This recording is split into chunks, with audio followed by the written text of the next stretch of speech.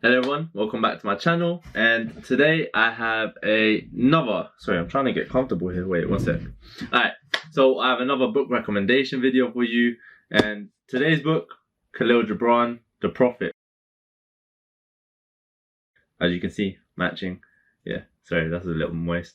But anyway, so Khalil Gibran, The Prophet is one of my favourite books of all time, and the reason why I'm recommending it so early in this series is because given the situation the world is in right now, and by the way, this situation is caused by humans. It's by us. This isn't a natural disaster or anything like that. There's systemic racism in the US. There's the famine crisis in Yemen.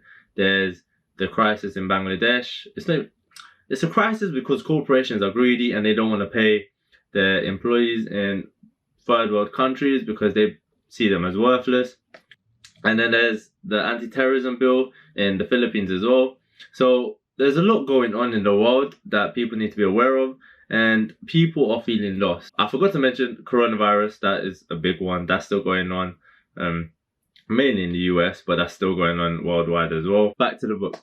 So this book has helped me through a lot of tough times because I've struggled a lot in life that I'll get into later in the episode. But anyway, let's focus on the book for now. So let's talk a little bit about Khalil Gibran. So Khalil Gibran, picture up here. Yeah, you can see him there.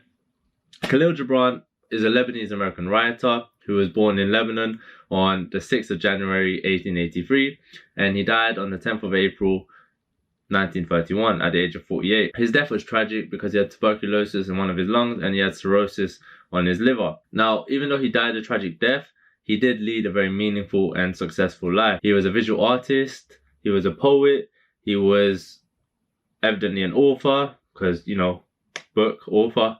And he was also described to be a philosopher, but he rejected the title during his life, so I'm not really sure if I can claim him to be a philosopher or anything like that. Anyway, that's a little bit about Khalil Gibran.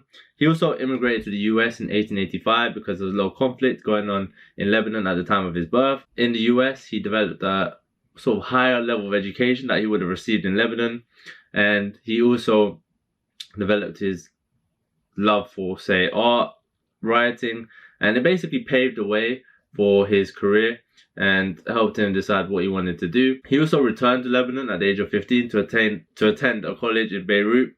So that's a little bit about his educational history. I won't go too much into that, but if you want a video on historical figures and so on, please let me know and I'll do a series on that as well. But anyway, about the book itself. Now, this book is very successful, and I'll tell you why it's very successful. So this book was first published in 1923, and since 1923, it has never, and I repeat, never, one more time, never been out of paper. Out of paper? Out of print is what I meant to say. This book has never been out of print, which means there is always someone looking to buy this book. Okay, I'm kind of mistreating this book here, but there is always someone there looking to buy this book. Furthermore, to add to the success of this book, it has been translated into over 100 languages worldwide, making it one of the most translated books of all time. So if you speak French, you don't understand English, this book you can still get. Well, it makes no sense because you wouldn't be watching this video if you can't understand English. You're trying to learn. But anyway, if you're German and you only speak German, this book you can still find it in the German edition. So a bit more about the success of this book, because there's very, saying very a lot. There's a lot of accomplishments that goes with this book. Another one being that it has sold 9 million copies by 2012 in its American edition alone. So just imagine how many copies it has sold in its Italian edition, its French edition, etc. It is a very successful book. Now, that is just more of its accolades and achievements. Now, if I was to talk about the book itself, to give a bit of how do I say this? To give a summary of this book, it is about a man called Al-Mustafa who has lived in the city called Orphalese for about 12 years, I believe, from what I remember. And he is about to board a ship to go back to his hometown. However, people from the city run up to him and they ask to discuss topics about certain things in life. So life itself is something they discussed. Love, marriage, time, etc. And they're all described in 26 different poetic fables within this book, and each fable being a different chapter. And the way he goes about it is it's the most beautifully written description of a certain topic you can think of, like love, marriage, friendship, like I mentioned. And I promise you, it takes you more than one go when you're reading this book to fully understand what he's trying to say and what he's trying to come across and the message he's trying to spread to everyone. So, as I said in the beginning, this book has helped me. And when I say it's helped me, I mean that I've struggled with anxiety and depression previously. And when I say previously, I mean a couple of years ago, before I knew about this book. And I was having a really hard time. So my uncle recommended this book to me. He told me to read it. He didn't even tell me what it was about. He just said, read it and you'll find out yourself the meaning of this book. And of course, I was baffled. I was thinking, what is this man talking about? I'll find out the meaning of the book myself. But I decided, you know what? Let me go to my nearest Waterstones. So I went down to Walthamstow Waterstones and I looked for The Prophet by Khalil Gibran, and I found it in the sort of spiritual section of the store. So I picked up, I looked at it a bit, and I was thinking, this is a small book. How meaningful can it be? Because I always associated big books with like a lot of meaning.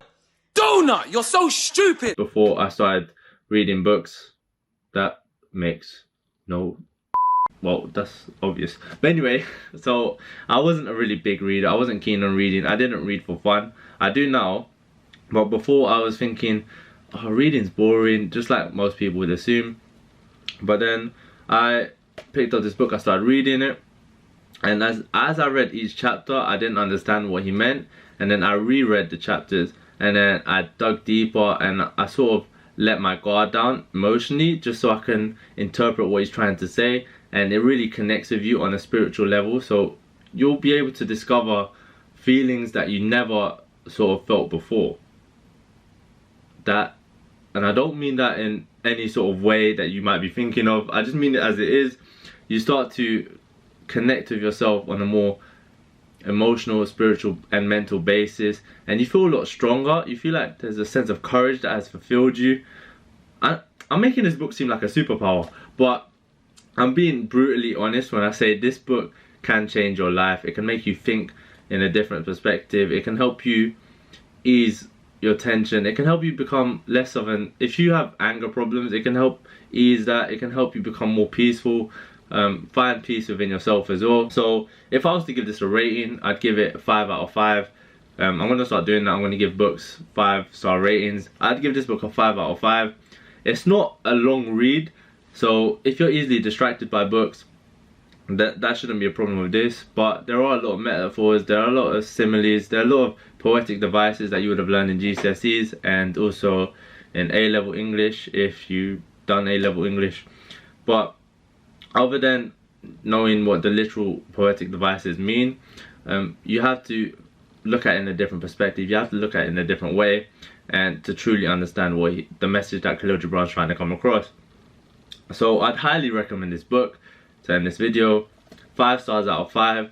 And if you have any books you think I should read and recommend on this channel, please let me know. Other than that, please like, subscribe, and please pray for the world. Please give all your love to whoever your neighbor is, to whoever you meet. Spread kindness, don't spread hatred. There's too much hate in this world for you to be hating someone else as well. So my final message before I leave is to continually spread love.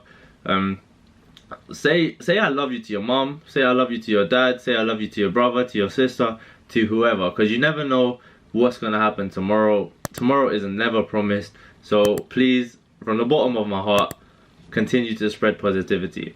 Please like and subscribe, and I'll see you in my next video.